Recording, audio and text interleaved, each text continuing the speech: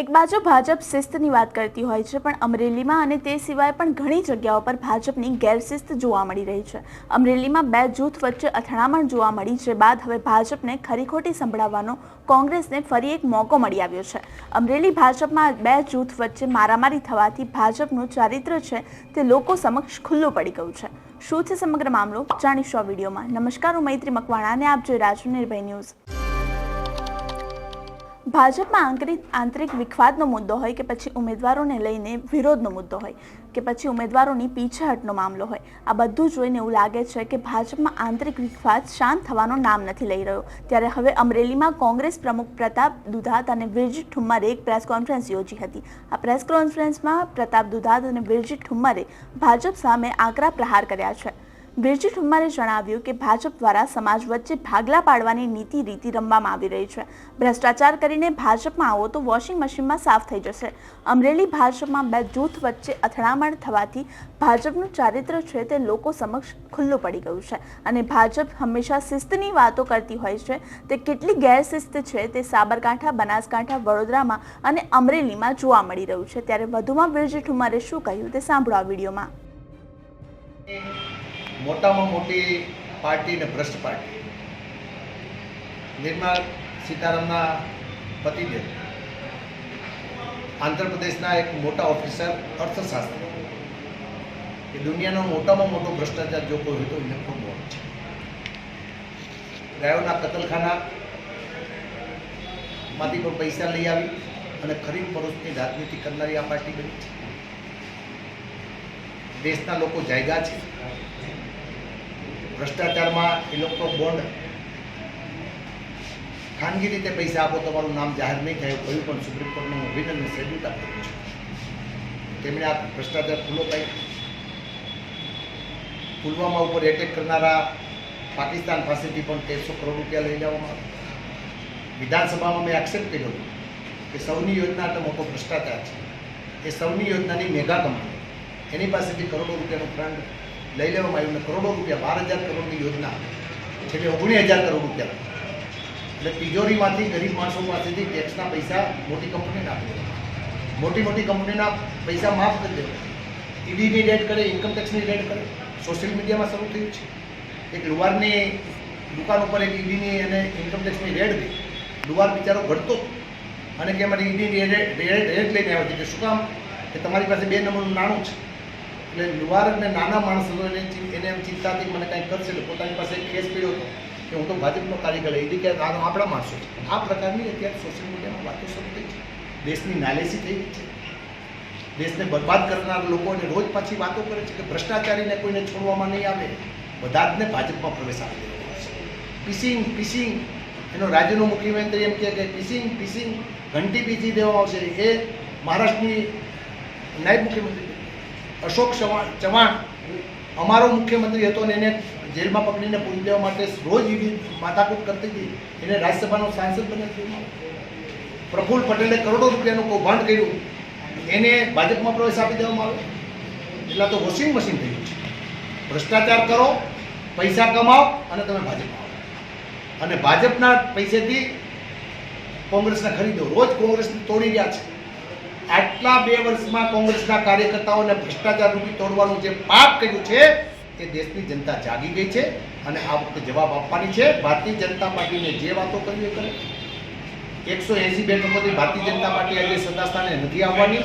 ત્યારે આ ઇલેક્ટ્રોનિક બોન્ડના નામે થઈ રહ્યો ભ્રષ્ટાચાર લોકો સુધી પહોંચાડવા માટેના એક સાચા પ્રયાસ સાથે અમારી આજે પ્રેસ કોન્ફરન્સ તમામ જિલ્લા મથકોએ થઈ છે. એના ભાગરૂપે આજે પ્રેસ કોન્ફરન્સ જિલ્લા પ્રમુખ પ્રતાપભાઈ દુધાતે જે સંબોધ્યો છે એને પણ સમર્થન આપું છું. અને આવો મોટો ભ્રષ્ટાચાર દેશને બરબાદ કરવા માટેનો ચાલી રહ્યો છે. કંપનીઓના કરોડો રૂપિયામાં આપતા છે. ગરીબ માણસને કશું મળે નહીં. ખેડૂત આજે દેવાદાર બની જાય. ડબલ આવકને બદલે 3 ગણા કરજ સાથે આવે. 400 ને પાર પણ યુરિયાની થેલી. આ પ્રકારની પરિસ્થિતિ નિર્માણ થઈ છે. સમાજ વચ્ચે વૈમનસ્ય કરવા માટે ભારતીય જનતા પાર્ટી આજે સમાજ વચ્ચે ભાગલા પાડવા માટેની જે નીતિ અપનાવી રહી છે એ ગુજરાતની જનતા ઓળખે અને આ વખતે ભાજપને તિલાંજલિ આપે તે પ્રકારની કાર્યવાહી માટે લગભગ બધા તૈયાર થયા છે. ત્યારે અમરેલી જિલ્લો પણ એમાં આગેવાની લેશે.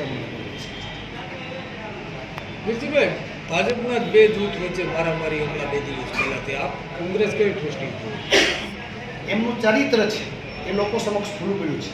શિસ્તની વાતો કરનારા લોકો કેટલી ગેરશિસ્ત છે એ માત્ર અમરેલીમાં નહીં, તમે સાબરકાંઠામાં જાઓ, તમે બનાસકાંઠામાં જાઓ, તમે અમદાવાદમાં જાઓ.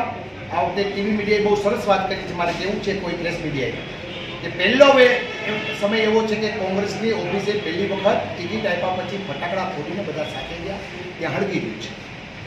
એટલે શિસ્ત એવી છે એવે લોકો કે એનો અંદરૂની મામલો છે. ધજાઓથી બાંધ્યા છે, બંદૂકો પણ ઉડે એમ છે. હમણાં તો બંદૂકો જમા થઈ છે, કદાચ ચૂંટણીઓ પછી બંદૂકો પણ ફોડવામાં આવે એ પ્રકારની પરિસ્થિતિ, એમનું ચરિત્ર છે એ લોકો સમક્ષ પૂરું થયું છે. આ સાથે જ પ્રતાપ દુધાતે ઇલેક્ટ્રોન બોન્ડને વાત કરતા જણાવ્યું, ઇલેક્ટ્રોન બોન્ડના નામે ભાજપ ઉઘાડી લૂંટ ચલાવી રહ્યું છે. ઇલેક્ટ્રોન બોન્ડ સમગ્ર વિશ્વનું સૌથી મોટું કૌભાંડ છે અને ભ્રષ્ટાચાર સાબિત થયેલા કોન્ટ્રાક્ટર અને કંપનીઓએ ઇલેક્ટ્રોન બોન્ડ ખરીદ્યા છે. ત્યારે વધુમાં પ્રતાપ દુધાતે શું કહ્યું તે સાંભળો આ વિડીયોમાં. પ્રદેશ કોંગ્રેસ સમિતિ મારફત આખા ગુજરાતની અંદર આજે પ્રેસ કોન્ફરન્સના ભાગરૂપે ઇલેક્ટ્રોલ બોન્ડ દેશનું આખા વિશ્વનો સૌથી મોટો ભ્રષ્ટાચાર સુપ્રીમ કોર્ટમાં સાબિત થયો. ત્યારે ભારતીય જનતા પાર્ટીનો મુખોટો ગુજરાતની જનતા, દેશની જનતા સમક્ષ ખુલ્લો પડી ગયો છે. ખાતો નથી ને ખાવા દેતો નથી, આવા સૂત્રો સાથે આવેલી ભારતીય જનતા પાર્ટી ભ્રષ્ટાચારની અંદર હિન્દુસ્તાનમાં ભૂતકાળમાં જે કોઈ લોકોના ભ્રષ્ટાચારો હશે એનાથી 100 ગણો ગુણાકાર કરી શકાય એવડો મોટો પારદર્શકતા બતાવી અને બેંકનો સહારો લઈ ઇલેક્ટ્રોલ બોન્ડ મારફત પોતાની સંસ્થાને મજબૂત બનાવી. દાખલા તરીકે કોઈ પણ કંપનીઓ હોય, એના ટેન્ડર પાસ કરવા હોય, કોઈ પણ કંપનીઓને કામ કરવું હોય અથવા દેશની અંદર ભ્રષ્ટાચારમાં સાબિત થયેલા લોકો મારફત સૌથી વધારે ઇલેક્ટ્રોલ બોન્ડ બેંક મારફત સરકારને ચંદો દેવામાં આવ્યો. કહેવાનો ભાવાર્થ એ પ્રકારનો છે કે આ ઉઘાડી લૂંટ જે ભાજપે ચલાવી એનો કોંગ્રેસ પાર્ટી મારફત જિલ્લા કોંગ્રેસના પ્રમુખ તરીકે આ વખોડી કાઢીએ છીએ અને ભાજપની કરની ને કથની લોકો સમક્ષ ખુલ્લી પડી છે. ત્યારે અમરેલી જિલ્લાની જનતા સાથે ગુજરાતની જનતાને વિનંતીપૂર્વક જણાવીએ છીએ કે આવનાર લોકસભાનું ઇલેક્શન એ દેશ માટે ખૂબ જ મહત્વનું છે. નાના નાના ભ્રષ્ટાચાર તો સાંભળ્યા હતા, આંકડા કેલ્ક્યુલેટરમાં ન આવે કે કોઈ આંકડા સમજમાં પણ ન આવે. 20,000 કરોડ રૂપિયા સુધીના ભ્રષ્ટાચારો થયા. 70 વર્ષમાં કોંગ્રેસ પાર્ટી એક સંસ્થા પોતાની એક સામાન્ય કાર્યાલય પણ ન બનાવી શકે. આ ઇલેક્ટ્રોલ બોન્ડ મારફત દેશને સખંજા લેવામાં 5 સ્ટાર હોટલો જેવી રાતોરાત 2 વર્ષમાં કાર્યાલયોને ઊભી થવી. ક્યાંથી પૈસા આવ્યા? રાતોરાત આ દેશના ભારતીય જનતા પાર્ટીની સંપત્તિમાં વધારો થયો. ક્યાંથી વધારો થયો? ઘણા બધા પ્રશ્નો, સવાલ આ ભાજપ પાસે જવાબ માંગી રહી. ત્યારે ભાજપ જવાબ દેવાની જગ્યાએ, સાજવાની જગ્યાએ, લાજવાની જગ્યાએ ગાજી રહી છે અને મીડિયા કે સોશિયલ મીડિયા મારફત લોકોને ગુમરાહ કરી રહી છે. એના ભાગરૂપે આજે એક ખુલ્લી ચેલેન્જ ભારતીય જનતા પાર્ટીના લોકોને અમે કરી રહ્યા છીએ કે આની ખુલાસાવાર તમે વાત કરો. તમે કેટલા કરોડ રૂપિયા ગુજરાતની ઉદ્યોગપતિઓના તમારા ખિસ્સામાં લઈ આવ્યા? અદાણી, એસઆર, ટાટા, રિલાયન્સ આવી તો હજારો લોકોની કંપનીઓના નામ બોલી શકાતા હતા, પણ સામાન્ય ટેન્ડર ભરતો એ વ્યક્તિના પણ ઇલેક્ટ્રોલ બોન્ડ લઈ અને ભાજપે સંદો લીધો છે.